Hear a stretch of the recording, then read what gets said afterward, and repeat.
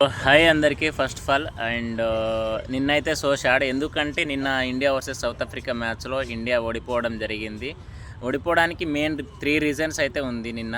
So first one reason వచ్చేసి India toss ఓడిపోవడం, అదేవిధంగా వాషింగ్టన్ సుందర్ని తీసుకోవడం. వాషింగ్టన్ సుందర్ని ఎందుకు తీసుకున్నారంటే 3 లెఫ్ట్ హ్యాండ్ బ్యాటర్స్ ఉన్నారు, చాలా బిగ్ హిట్టర్స్ ఉన్నారు సౌత్ ఆఫ్రికాలో. సో నెంబర్ 1 వచ్చేసి రియాన్ రికల్టన్, నెంబర్ 2 వచ్చేసి క్వింటన్ డికాక్, నెంబర్ 3 వచ్చేసి డేవిడ్ మిల్లర్. సో వీళ్ళు ముగ్గురు ఉన్నారు కాబట్టిగా ఆఫ్ స్పిన్ వేస్తే బాగుంటుంది, ఆఫ్ స్పిన్ బౌలర్ ఉండాలి కంపల్సరీ అని చెప్పి వాషింగ్టన్ సుందర్ని తీసుకోవడం జరిగింది అక్షర్ పటేల్ స్థానంలో. అదొకటి మెయిన్ రీజను.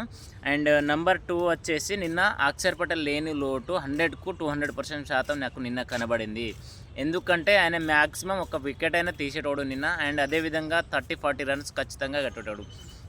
ఎందుకంటే స్ట్రైక్ రొటేట్ చేసుకుంటా అండ్ మధ్య మధ్యలో బౌండరీస్ కూడా కొట్టి అతను 30-40 రన్స్ అయితే పక్కా సాధించేటోడు.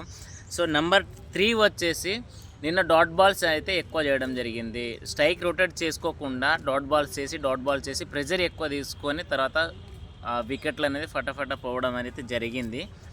అండ్ ఇంకోటి ఏంటంటే మనకు ఎల్లో జెర్సీ అనేది పడదు.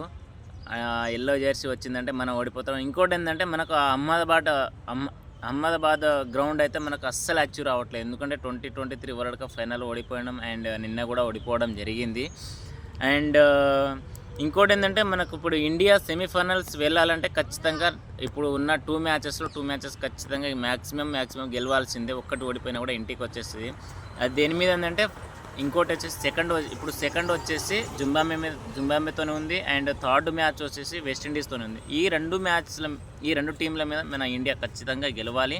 అండ్ అదేవిధంగా సౌత్ ఆఫ్రికా ఈ 2 టీం మీద గెలిస్తేనే ఇండియా సెమీఫైనల్స్కి వెళ్ళే ఛాన్సెస్ ఉంది.